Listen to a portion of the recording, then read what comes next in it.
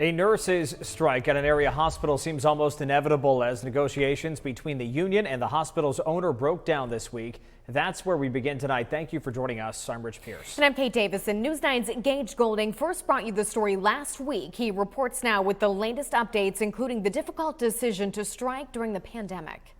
At East Liverpool City Hospital, 130 nurses will begin a 3-day strike at 7 a.m. Saturday morning if an agreement can't be reached.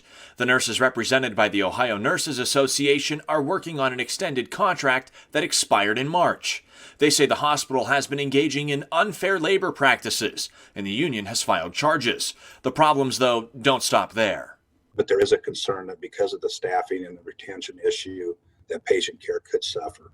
Tuesday marked the last time the union and representatives from the hospital's owner, California-based Prime Healthcare, were at the negotiating table where they talked for 16 hours. When it comes to pay, Cousins says the hospital ranks 103rd out of 121 comparable area hospitals, leaving nurses at the East Liverpool Hospital to make $4 to $5 less an hour.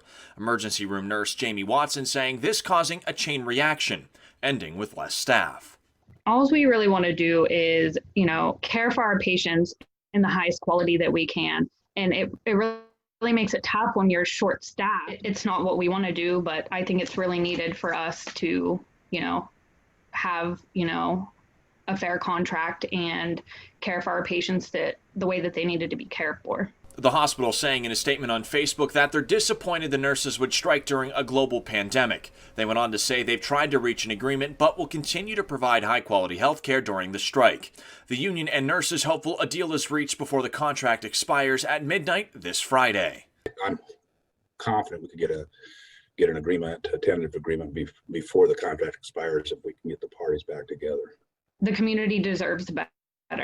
At this time, there are no negotiation sessions scheduled between now and Saturday morning. Reporting for News 9, I'm Gage Goulding.